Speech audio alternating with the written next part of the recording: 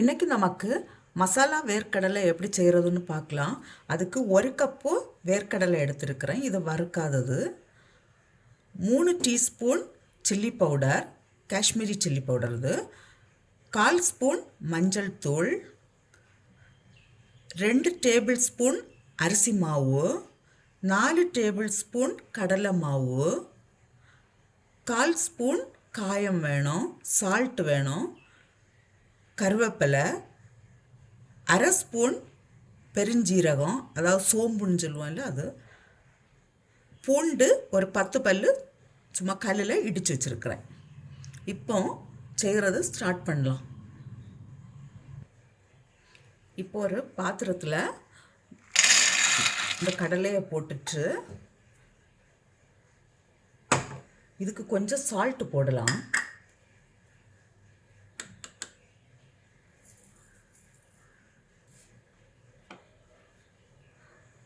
Chilli பவுடரும் மஞ்சள் தூளும் போட்டதுக்கு கொஞ்சமாக தண்ணி விடணும்.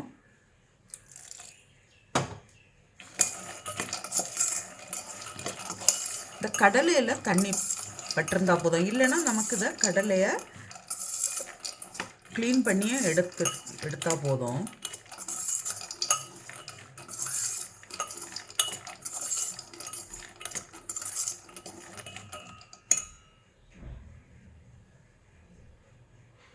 அரிசி மாவு,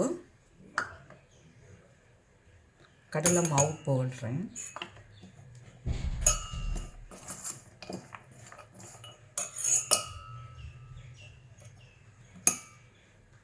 பூண்டு, பெருஞ்சீரகம்.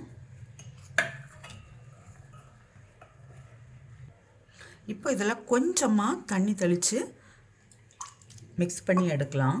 நிறைய தண்ணி விடக்கூடாது.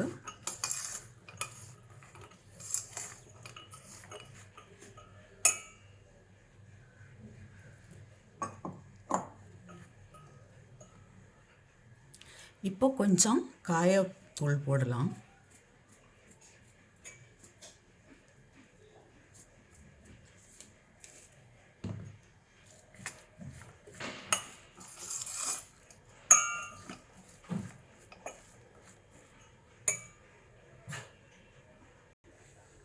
இப்போ ஒரு கடாயில் ஆயில் வச்சு அது நல்லா காஞ்சாச்சு. இதை இப்போ கொஞ்சம் கொஞ்சமாக போட்டு எடுக்கலாம்.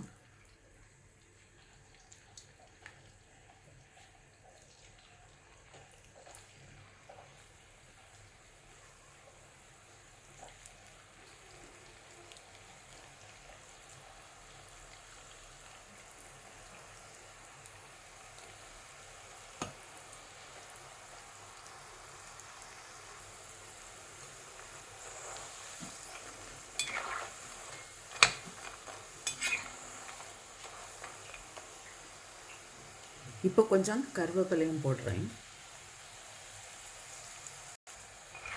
இப்போது இந்த கடலை ஆயிடுச்சு, நான் இதை எடுக்கிறேன்.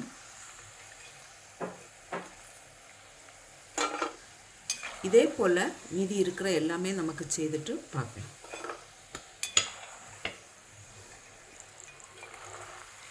இந்த கடலை ஃப்ரை ஆயிட்டுன்னா இந்த பபிள்ஸ் எல்லாம் வாரது கொஞ்சம் அடங்கிரும். இது இப்போ நான் இப்போ எடுக்கிறேன். ஆயிடுச்சு. மசாலா வேர்க்கடலை ரெடியாக இருக்குது. இதே போல் நீங்களும் செய்து பாருங்கள்.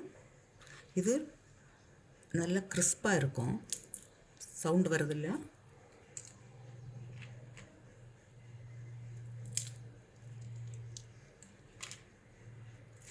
செய்து பார்த்து உங்களுடைய கருத்துக்களை தெரிவிங்க.